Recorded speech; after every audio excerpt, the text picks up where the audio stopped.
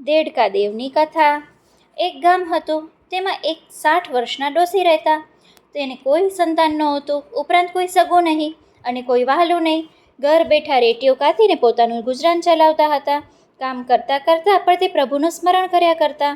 રાત્રે કથા થતી, તેમાં જમીને બેસતા. એવામાં પુરુષોત્તમ માસ આવ્યો. ડોશીમાએ પુરુષોત્તમ માસનું વ્રત કર્યું. તે દરરોજ સવારે વહેલા ઉઠી નદીએ બધા સાથે સ્નાન કરવા જાય, કાંઠાગોરમાનું પૂજન તથા કથા વાર્તા સાંભળે. સમય હોય તો શિવાલયમાં દર્શન કરવા જાય. ત્યાં પાઈ પૈસો મૂકી અને ઘેર આવે. પછી પોતાનું રેટીઓ કાતવા બેસી જાય. સાંજ થતાં રસોઈ કરી એકટાણું કરે. થાકી જાય તેથી રાત્રે કથામાં ન જાય. આવી રીતે આખો દિવસ કામ કરવાથી ડોશીને વિચાર આવ્યો કે જો મારો કોઈ દીકરો હોત તો તેને પરણાવત અને એને વહુ આવત અને એ બધું ઘરનું કામકાજ કરત અને છોકરો કમાતો હોય તો મારે આ બધી કડાકૂટ કરવી ન પડત. આખો દિવસ બેઠા બેઠા ભગવાનનું ભજન કર્યા કરત અને કથા વાર્તા સાંભળ્યા કરત. ડોશીનો આવો વલો વાત સાંભળી પુરુષોત્તમ ભગવાને વિચાર કર્યો કે આ ડોશીએ આખી જિંદગી મારી ભક્તિ કરી છે, માટે મારે એનો ભાવ સુધારવો જોઈએ. એક દિવસ વહેલી સવારે ડોશી દાંતણ કાપવા ગયા. દાંતણ કાપતા કાપતા એમના હાથમાં કાંટો વાગ્યો. તેનાથી હથેળીમાં ફોડલો થયો. વ્રત હોવાથી દરરોજ નદીએ નાહવા જવું પડે. પાણી અડે એટલે ફોડલો મોટો થતો જાય, પીડા વધતી જાય. રાંધવામાં, કામકાજમાં, રેટીઓ ચલાવવામાં ઘણી તકલીફ પડે. ધીમે ધીમે કામકાજ કરે. એક દિવસ ફોડલો અચાનક ફૂટી ગયો. તેમાંથી પાણી અને પરું નીકળવાના બદલે એક નાનો દેડકો નીકળ્યો ને તે નીકળ્યો એવો ડ્રાઉં ડ્રાઉં કરતો આખા ઘરમાં ફરવા લાગ્યો. ડોશી દેડકાને ડ્રાઉં ડ્રાઉં અને ફરતો જોઈને પોતાનું દુઃખ વિસરી ગયા. ડોશી પણ દેડકાની આસપાસ ફર્યા કરે, જોયા કરે અને રાજી થાય. તેમને મજા પડી ગઈ. ઘરમાં કોઈ માણસ ન હોવાથી ડોશી ઘણા મૂંઝાતા. પણ દેડકો આવ્યા પછી ડોશીનું એકલવાયાપણું જતું રહ્યું.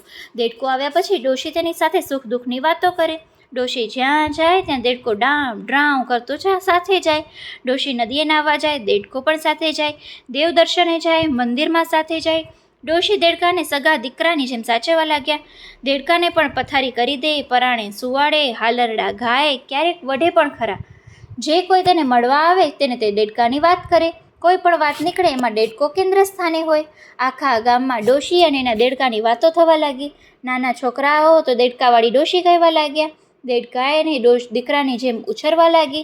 ડોશીને ઘણા મશ્કરી પણ કરે, પણ ડોશી કોઈના સામું બોલે નહીં અને સામે જુએ નહીં. અને એ તો ભલી ને એનો દેડકો ભલો. આમ ને આમ પુરુષોત્તમ માસ પૂર્ણ થયો. પણ દેડકો દરરોજ વહેલી સવારે નદીએ નાહવા જાય. આ તો સ્વયં પ્રભુ હતા. નદી કિનારે દેડકાનું ખોડિયું ઉતારે, અસલ સ્વરૂપ ધારણ કરી લે, સ્નાન કરે. સ્નાન કર્યા પછી પાછું દેડકાનું ખોડિયું ધારણ કરી લે. નદીની સામે કાંઠે ગામમાં રાજાનો મહેલ હતો. એક દિવસ રાજાની કુંવરી વહેલી સવારે જાગી જતાં તે ઝરૂખામાં ઊભી હતી. નદી તરફ જોઈ રહી હતી. ત્યાં તો એકાએક એની નજર નદીમાં નાહતા એક ભવ્ય દેદીપ્યમાન યુવાન પર પડી. તે તો ભાન ભૂલીને તેની તરફ જોઈ રહી. થોડીવાર પછી તે યુવાન નદીમાંથી બહાર નીકળ્યો. ત્યારે દેડકાનું ખોડિયું ધારણ કરીને ડ્રાઉં ડ્રાઉં કરતો ચાલ્યો ગયો. કુંવરી દરરોજ વહેલી સવારે ઉઠી ઝરૂખે ઊભી રહે અને આ યુવાનને નાહતા જોઈ રહે. નાહ્યા પછી યુવાન દેડકાનું ખોડિયું ધારણ કરી લેતો. પછી તે પોતાના નિત્ય કાર્યમાં લાગી જતી. કુંવરી આખો દિવસ યુવાન અને દેડકાના જ વિચાર કર્યા કરતી. કુંવરી સમજી કે આ નક્કી કોઈ દેવ પુરુષ છે જે દેડકાના સ્વરૂપમાં સ્નાન કરવા આવે છે. દેડકામાંથી દેવાંશી યુવાનને નાહતા જોઈ તેનો મોહ જાગ્યો. કુંવરીને મન સાથે નક્કી કર્યું કે તેને પરણવું છે. પણ દેવાંશી તો દેડકાને જ, તે સિવાય મારો ભાઈ અને બાપ છે તેને તપાસ કરાવી. તેને એક ડોશીનો દેડકો હતો. આ બાજુ કુંવરી ઉંમરલાયક થઈ હોવાથી રાજા રાણી અને પરણવાની તજવીજ કરતા હતા. કુંવરીએ આ વાત જાણી ત્યારે તેને પોતાના માતા પિતાને જણાવી દીધું કે હું પરણીશ તો ડોશીમાના દેડકા સાથે જ. કુંવરી તો હઠ લઈને બેસી ગઈ. રાજા રાણી મૂંઝવણનો પાર નથી. કુંવરીને દેડકા સાથે કઈ રીતે પરણાવી એક સમસ્યા હતી. કુંવરીને ખૂબ સમજાવી, સામ દામ દંડ ભેદ બધું અજમાવ્યું, પણ કુંવરી એકની બે ન થઈ. એની તો એક જ વાત રહી કે પરણું તો દેડકાને, નહીં તો જિંદગી ભર કુંવારી રહીશ. છેવટે રાજા રાણી ડોશીને મહેલે બોલાવીને વાત કરી. ડોશી તો ગભરાઈ ગઈ. તેને લાગ્યું રાજા રાણી મારી મશ્કરી કરે છે.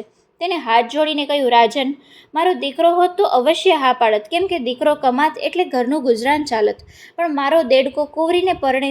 કુંવરીનો નિભાવ કેવી રીતે કરવો પડે? હું તો રેટીઓ કાતીને માંડ પેટ ભરું છું. તેમાં સુખ સાહેબીમાં ઉછરેલી તમારી કુંવરીને હું શું ખવડાવું? ઉપરાંત દેડકા સાથે તો કાંઈ કુંવરીના લગ્ન થતા હશે? રાજા કહે, તમે તેની ચિંતા કરશો નહીં. તમારે હવે રેટીઓ કાતવો નહીં પડે. કુંવરીની જીદ માન્યા વગર છૂટકો નથી. ડોશીએ હા પાડી એટલે તેના ઘેર આવી. દેડકાએ ખોળામાં બેસાડીને કહેવા લાગી, દીકરા, તારા લગ્ન રાજાની કુંવરી સાથે થશે. આપણા ઘેર વહુ આવશે. ડોશીની આ વાત સાંભળી દેડકો તો કૂદાકૂદ કરવા લાગ્યો. ડોશી સમજી કે લગ્નની વાત સાંભળી દેડકો હરખ ગેલો થઈ ગયો છે. ધીમે ધીમે આખી આ વાત આખા ગામમાં ફેલાઈ ગઈ. બધા અચંબામાં પડી ગયા. આ તે કઈ જાતના લગ્ન? કોઈ કહે દેડકાના સ્વરૂપમાં કોઈ દેવ હશે, કોઈ કહે જાદુગરનો દેડકો હશે, કોઈ કહે શાપિત દેવતા હશે. રાજાની કુંવરી હઠ લઈને પરણે છે એટલે જરૂર એમાં કોઈ ઊંડો ભેદ હશે. આમ લોકો ફાવે તેમ બોલવા લાગ્યા. બીજા દિવસે ડોશી દેડકાને લઈ મહેલે ગઈ. કુંવરીના લગ્ન દેડકા સાથે થઈ ગયા. ડોશી દેડકાને વહુને અને મળેલ પહેરામણી લઈને ઘેર આવ્યા. વર કન્યાને જોવા લોકો ટોળે ટોળા ડોશીના ઘર આગળ એકઠા થયા. રાજાએ સાથે મોકલાવેલ સિપાહીઓએ બધાને ત્યાંથી દૂર કર્યા. રાત પડી, ડોશી ઊંઘી ગઈ. કુંવરી જાગે છે. દેડકો તેને જોઈ રહ્યો છે. મધરાત થતાં કુંવરીએ 2 હાથ જોડી દેડકાને કહ્યું, હે નાથ, હું તમારા અસલી સ્વરૂપને જાણું છું. તમે કોઈ દેવ છો. મેં તમને નદીમાં સ્નાન કરતા જોયા છે. માટે હું તમને વિનંતી કરું છું કે તમે તમારા અસલી સ્વરૂપમાં આવો. દેડકા સ્વરૂપે સ્વયં પુરુષોત્તમ ભગવાન હતા. તેઓ બોલ્યા, હે કુંવરી, મારા અસલી સ્વરૂપને જાણવું હોય તો તારા પિતાને કહે છે કે મહાયજ્ઞ કરાવે, 1001 ગાયોનું દાન કરે, બ્રહ્મ ભોજન કરાવે, અન્નદાન વસ્ત્રદાન દે, પછી હું મૂળ સ્વરૂપમાં આવીશ. કુંવરી તો સવાર પડતા જ મહેલે દોડી ગઈ. માતા પિતાને બધી વાત કરી એટલે એમને આનંદ થયો. બીજા દિવસે રાજાએ મહાયજ્ઞ કર્યો. કુંવરીની સૂચના મુજબ 1001 ગાયોનું દાન કર્યું, બ્રહ્મ ભોજન કરાવ્યું, અઢળક અન્નદાન વસ્ત્રદાન કર્યું. યજ્ઞની પૂર્ણાહુતિ પછી કુંવરીએ પ્રાર્થના કરતા દેડકામાંથી સ્વયં પુરુષોત્તમ ભગવાન પ્રગટ થયા. આકાશમાંથી દુંદુભીના નાદ સાથે પુષ્પવૃષ્ટિ થઈ. એવામાં વિમાન આવ્યું. તેમાં ડોશી અને કુંવરીને બેસાડી પુરુષોત્તમ ભગવાન તેઓને વૈકુંઠ લઈ ગયા. ડોશી કેરો દેડકો નદીએ નાવા જાય, મંદિરમાં જઈ દર્શન કરે, એ પ્રભુ તણી કડાય. બોલો પુરુષોત્તમ ભગવાનની જય.